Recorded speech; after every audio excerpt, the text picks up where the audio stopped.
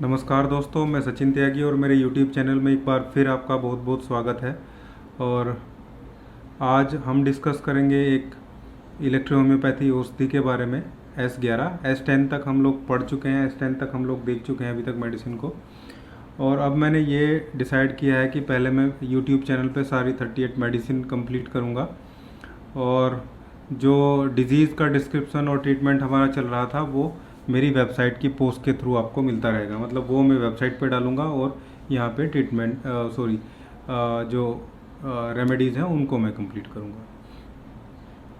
तो आज हम बात कर रहे हैं स्क्रोफ्लोक्सो 11 या S11 की। S11 जो एक बहुत इम्पोर्टेंट मेडिसिन है वैसे तो, और ऐसा देखा गया कि पुराने समय में इलेक्ट्रोहोम्योपैथी के पुराने टाइम में इसका कम यूज़ था, और अभी आज हम लोग आप लोग जो हैं जो नए मॉडर्न एरा में प्रैक्टिस कर रहे हैं वो लोग S11 का काफ़ी हद तक इस्तेमाल कर रहे हैं और ठीक ठाक इस्तेमाल कर रहे हैं। अगर मैं बात करूँ इसके डिस्क्रिप्शन की, तो ये इसमें जो प्लांट्स हैं उसमें जो देखा गया है कि इसमें विटामिन C काफ़ी होता है, और खट्टापन भी इसमें, इसका जो मूल अर्क है उसमें खट्टापन भी इसमें देखा गया है विटामिन C की भरपूरता के कारण ही। और विटामिन C अच्छी मात्रा में होने के कारण ही ये जो स्कर्वी रोग होता है, मसूड़ों का जो खून निकलना, और विटामिन C के जितने भी रोग हैं उनमें बहुत अच्छा काम ये करती है। इसके अलावा इसका बहुत बड़ा रोल है वेगस जो नर्व होती है हमारी वहाँ पे, इसीलिए ये उल्टी और चक्कर आने में बहुत बहुत अच्छे तरीके से काम करती है। और उल्टी में तो ये देखा है कि आप उल्टी में अगर किसी को उल्टी आ रही है और आप D4 की जो ग्लोब्यूल बनाई हुई है आपने, वो 4-5 ग्लोब्यूल आप उसको चूसने के लिए दे देंगे तो तुरंत थोड़ी देर में ही उल्टियाँ जो है वो बंद हो जाती है। इसके अलावा जो मोशन सिकनेस होती है, सफ़र में होने वाली जो उल्टी है, गाड़ी में बैठ के जो उल्टियाँ होती है बहुत सारे लोगों को, उसमें भी अगर आप S11 की जो D4 की ग्लोब्यूल है, अगर वो एक आधा लीटर या 1 लीटर की बोतल में या आधा लीटर की बोतल में आप 10 ग्लोब्यूल डाल के उनको घोल के अच्छे से मिक्स कर लेंगे और फिर उसको घोट घोट करके पीते जाएंगे, तो जो उल्टी होने के चांसेस हैं वो बहुत रिड्यूस हो जाएंगे, और जी मिचलाने के चांसेस भी बहुत कम हो जाएंगे। ये मैंने खुद पे भी करके देखा है, क्योंकि अगर मैं ड्राइव करता हूँ तो मुझे उल्टी नहीं होती, लेकिन अगर मैं साइड में बैठता हूँ तो मुझे प्रॉब्लम होती है। बहुत जल्दी तो नहीं, बहुत ज़्यादा भी नहीं, लेकिन हाँ प्रॉब्लम होती है अगर मैं कहीं लॉन्ग ड्राइव पे साइड में बैठ के जाता हूँ तो। इसलिए मैं S11 को मैंने बहुत बार ट्राई किया है। मैं D4 में उसको प्योर RS में बना के रखता हूँ, D4 में, D5 में भी कई बार लिया है मैंने, और मैं पानी में डाल के उसको उस पर सफ़र में जाने से पहले थोड़ा सा पी लेता हूँ, एक गिलास में कुछ बूंदे डाल के, और बीच में मैं बोतल में डाल के या वैसे उसको नॉर्मली कई बार पी लेता हूँ। तो ये चांसेस जो हैं उसको रिड्यूस कर देते हैं, और इसको कंटिन्यूस लिया जाएगा तो ये धीरे धीरे वेगस नर्व पे काम करके इस जो ये स्थिति होती है उस स्थिति को भी सबसाइड करती चली जाएगी। तो हालांकि ये ऐसा सिर्फ इसमें नहीं है कि सिर्फ अकेले ही, या ये दूसरी जो मेडिसिन है उनके साथ भी अच्छा काम करती है, चाहे वो कैंसरस ग्रुप की कोई मेडिसिन हो, या फिर कोई इलेक्ट्रिसिटी हो, या वर्मीफिगो ग्रुप की मेडिसिन हो, उनके साथ भी काम करती है। लेकिन मैं बोल रहा हूँ कि अकेले का भी इसका इतना इफ़ेक्ट है कि ये अकेले भी उस चीज़ को बंद कर सकते हैं, क्योंकि इसका डायरेक्ट इफ़ेक्ट जो है वो एक तरीके से जो वोमिटिंग सेंटर होता है हमारे माइंड का, वहाँ पे डायरेक्टली इफ़ेक्ट करती है। और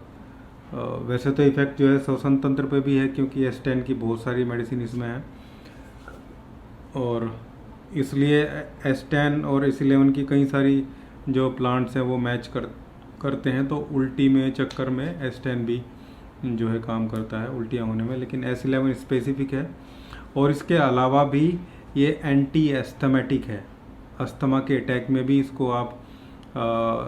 पानी में कुछ बूंदे डाल के देंगे तो उसमें भी ये काम करता है। S10 भी काम करता है, लेकिन ये भी काम करता है। एंटी हिस्टीरिया है, हिस्टीरिया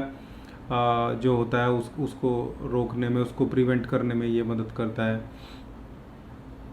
और एंटी स्पाज्मोडिक है, मतलब जो स्पाज्म का दर्द होता है उसको रोकने में ये काम करता है, उसको ठीक करता है, ये आप समझे।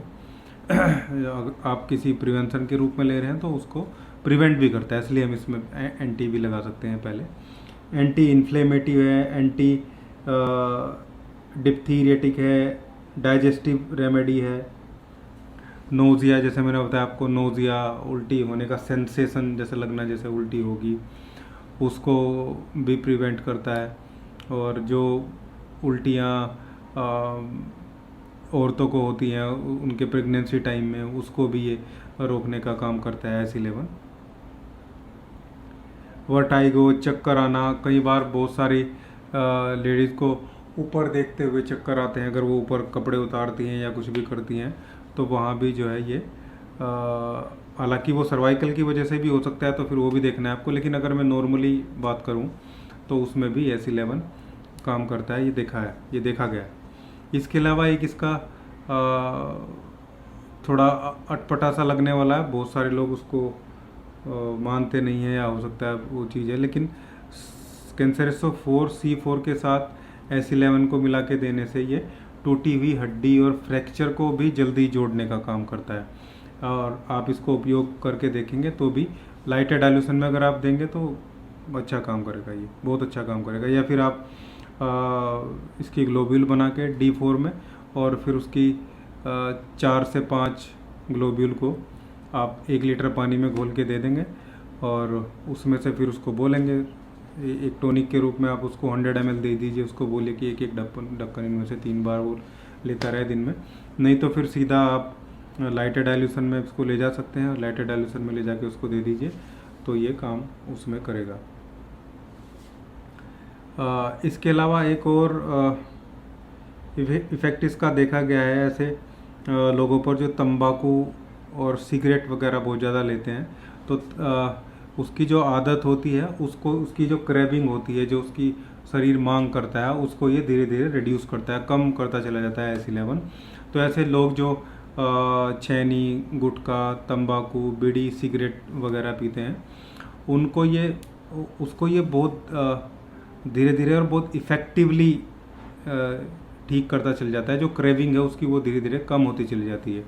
दूसरी मेडिसिन भी कॉन्स्टिट्यूशनली आप चेक करके दे सकते हैं, लेकिन S11 उसमें आपको देना ही पड़ेगा। और जो लोग नशा छुड़ाने पे इलेक्ट्रोहोम्योपैथ काम करते हैं, वो शायद मेरी इस बात से एग्री भी होंगे, अगर उन्होंने यूज़ किया होगा और करते भी होंगे, कि S11 जो है वो बीड़ी, तंबाकू वगैरह इनकी जो आदत होती है उनको धीरे धीरे छुड़ा देता है। तो वहाँ पे आप इसका यूज़ करेंगे तो आपको आप इसका प्रभाव देखने को मिलेगा। हालांकि शराब पीने की आदत पे भी इफ़ेक्ट है, लेकिन वहाँ S1 का मैं ज़्यादा इफेक्ट मान के चलता हूँ। S1 का नेगेटिव डाइल्यूशन वहाँ पे ज़्यादा काम करता है, क्योंकि S1 में नक्स वोमिका जो है वो प्लांट होता है, और नक्स वोमिका ऐसा प्लांट है, ऐसी रेमेडी है जिसको अगर आप S1 के बारे में भी, उसमें भी शायद मैंने बताया था, जब S1 मैंने आपको बताया था, S1 की वीडियो है चैनल में, कि कोई नशे में है, उसने शराब पी रखी है, तो आप उसको 10 बूंद 1 गिलास पानी में घोल के दे दीजिए, और आप देखेंगे आधे से 1 घंटे में उसका नशा छूमंतर हो जाएगा। और कंटिन्यूस आप उसको खाने के साथ, जब वो खाना खाता है उसमें वो जो भी चाहे वो चाय पी रहा है, चाहे वो दूध पी रहा है, चाहे वो छाछ, मट्ठा, दही कुछ भी ले रहा है, उसमें कंटिन्यूस आप S1 उसको देंगे, तो और धीरे धीरे उसकी जो आदत है वो भी, जो क्रेविंग है उसको, शराब की जो क्रेविंग है वो धीरे धीरे कम होती चली जाएगी। Nux vomica